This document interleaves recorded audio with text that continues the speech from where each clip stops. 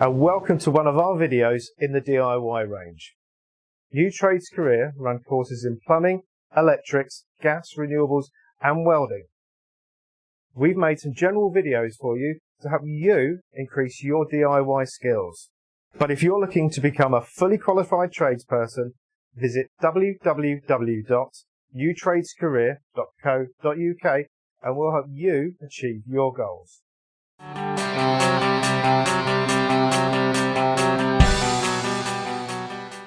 As a plumber, you're going to use a variety of tools, and we're going to show you some of those tools today. We need to show you the correct way of doing so in preparation for your assessments. Think of it like a driving test. You must prepare so that you can pass those assessments and be a success. We're going to show you two methods of jointing copper tube. We're going to use some of those tools as we go, and we'll show you each of those at each different stage of the job. To start, we need to make sure that the pipework is clean and prepared. We have pipework here that's pre-measured and ready to go to fit our installation here. We're going to install part of a cold water supply to this hand basin. This is in one of our workshops and is the type of installation that you will work on. It's the type of installation that you will make live, exactly the same as if it was in a customer's house. You will run hot water and cold water, and these appliances will work. That's part of your assessment. Soldering cannot take place unless the pipework is properly prepared. To do so, we need to make sure that our copper pipework is cleaned on the spigot. The spigot is what sits inside the socket. We're going to perform soft soldering, capillary soldering.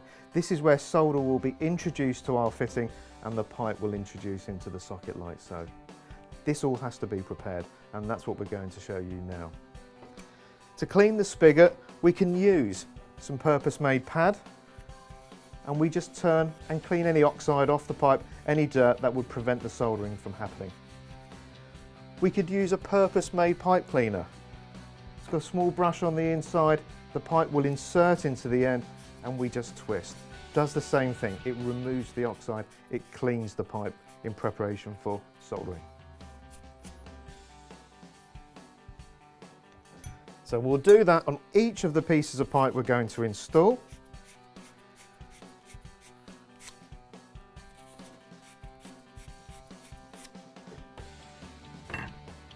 And this will ensure a successful joint. It's not just about the pipework, we also need to clean the fittings. We have a straight coupling, and we can use a bit of the pad to clean the inside of the fitting, and we'll do that on both sides.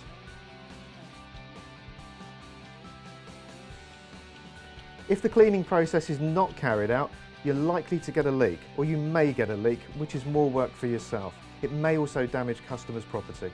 This is the time to make mistakes within your training, but assessment is important. This is what's preparing you for your site work. The types of fittings we're using today are end-feed. That means there's no solder inside the fitting.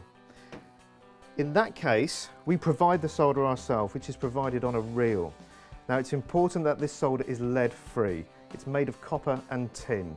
Previously, lead was used, but it's no longer permissible to use, particularly on drinking water supplies. So it's important that you've got the correct solder in preparation for your soldering joint. The process now is to apply flux to the spigot. The spigot is the part of the pipe that sits inside the socket. The idea of the flux is that it will allow the solder to run around the joint. Once the solder is turned into a liquid, it will be drawn in through capillary attraction, and we'll show you that when we apply heat to the fitting. Simply, with a brush, a small amount of flux, which is applied to the pipe only. Just a small smear all the way around the spigot. Don't need to put any flux inside the fitting. If we do, when you push the pipe in, it's going to push it into the pipework and is unnecessary and has to be flushed out. Push the two together, a small twist to make sure all the surfaces are coated, and wipe off any excess. And that's all that's required in terms of flux. We'll repeat on the other side.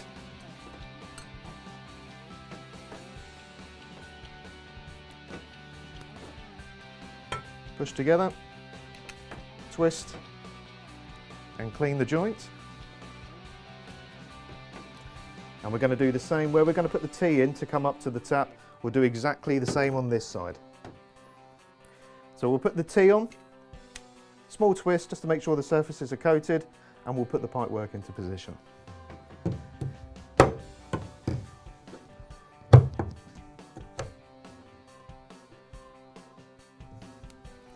Our final piece, onto the cleaned end, smear of flux, into the T, twist, just wipe the excess off. Now into the other end of the T, we're going to install a brass drain off. Now it's important before we do so, we take the insides of the drain off out. That's got a rubber washer on it and will melt when we apply heat. Clean the end of the drain off. Exactly the same way. Apply flux.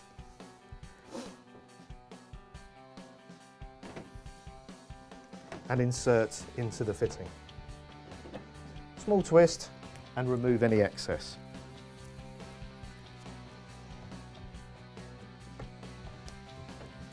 Because soldering is a high-risk activity, we're going to use some PPE. We've already got gloves on and we're going to wear some clear eye protection while we do so.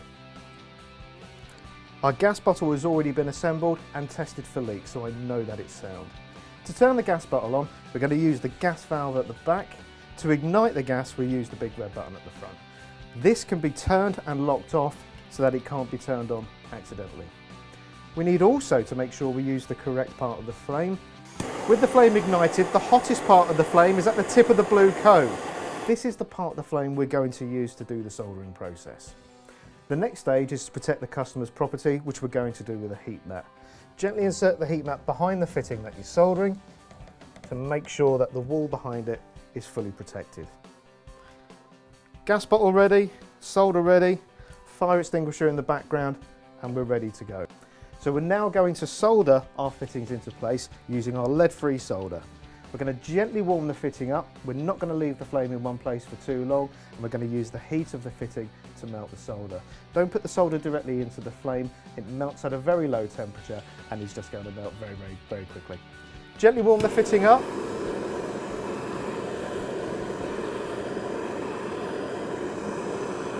And touch on the solder on the mouth of the fitting.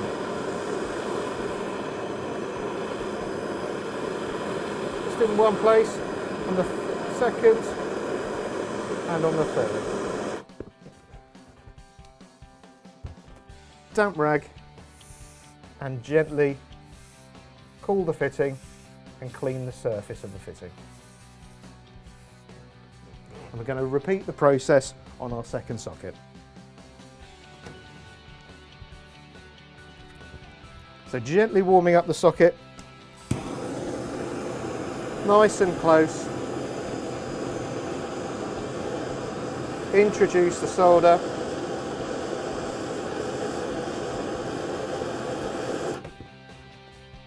We only need to touch the solder in one place. When the solder turns into a liquid, it's drawn into the socket using capillary attraction. We'll let the initial heat die down and then cool it off with a damp rag.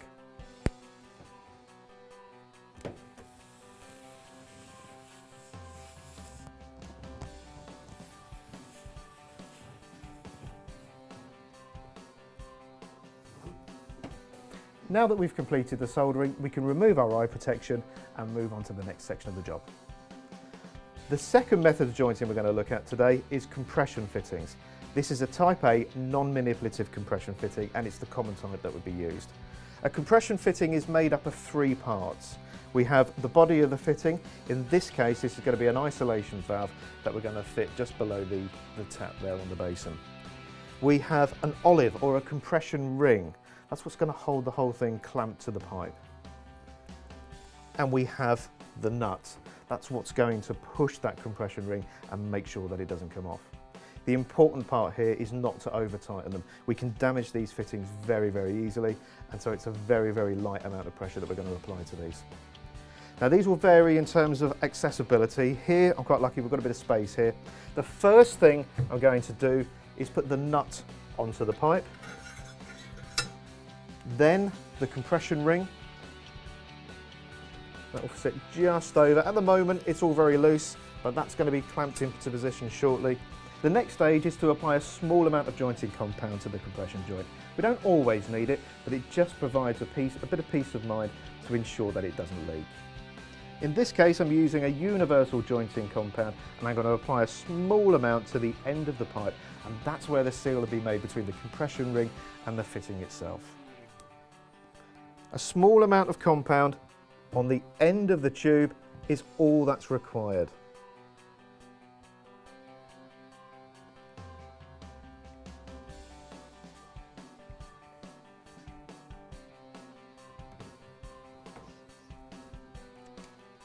From there, the compression fitting itself can be installed.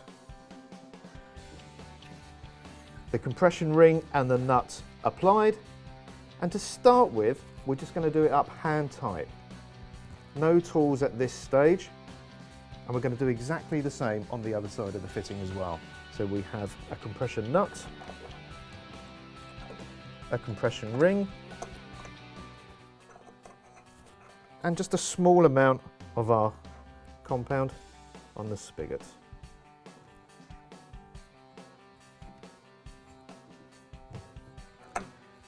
In this case here, I'm just going to release the tube so that the fittings can go together.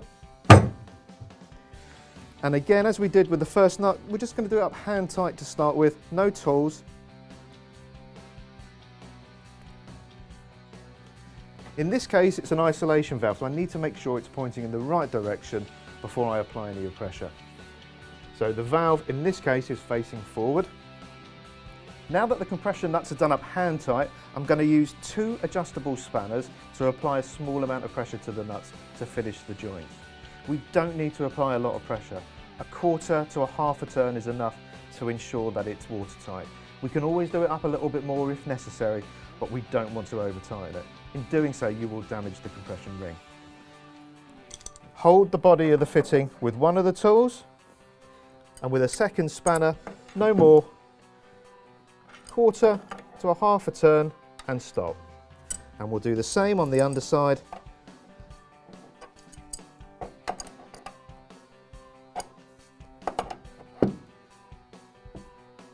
And stop.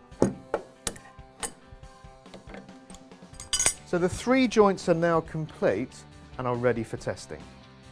When you complete an installation on site, it's important that you test it. You need to make sure that it's sound, it's not going to leak, and that it complies with the water regulations. Under the water regulations, a full installation will be tested at 1.5 times its working pressure, and that will last for 60 minutes. In this case here, we've got a short piece of pipe, but we're going to run through the testing process to be able to demonstrate that to you. Here we're going to use a hydraulic tester. It has a bucket of water at the bottom, and we are going to pump water into the system and put it under pressure and leave it for a while. That will show us whether the fittings we've put in are sound, or fingers crossed they don't leak. Now, before we do, I need to reassemble the drain off valve. So the part that we took out earlier with the washer on it can now go back in, that the fitting is cool. That will go in. Just going to do it up by hand. Again, nothing needs to be over tightened. Everything just gentle. So just a light pinch with an adjustable spanner just to seal the washer against the seating. And that's all that's required. The hydraulic pump has got a valve on it. This will allow the water to drain out after the test has taken place. So for now, I'm going to keep that valve closed. I've got a push fit fitting on the end, which is just going to be pushed onto the end of my piece of copper tube here, allowing me to insert water into the system. With the collar loose, I can push that onto the pipe, past the O-ring, that's where the seal is made, and we'll pinch the fitting up to make sure it's not going to come off. In this case here, with the tap closed, we're just going to do a quick visual. We've done the compression nuts up. We've got the valve turned on. In this case here, the line of the valve is in line with the pipe. That means the valve is open. Our joints are soldered and the drain off is reassembled. I'm satisfied that that's ready to receive pressure. The valve is off on the pump. Just going to release the arm, pick them up and push. And that's inserting water into my system. And we're going to keep doing so until I get a pressure reading on the gauge of the hydraulic pump.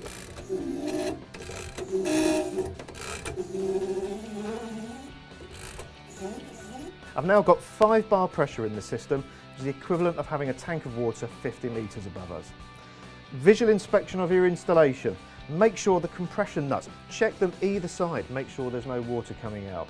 Check your solder joints. As confident as you are, do a visual inspection of your system. Leave it for an hour. We need to make sure that it's absolutely sound. Visual inspection, but check the pressure gauge. If you have a leak, there will be obvious signs of water, but the pressure will drop.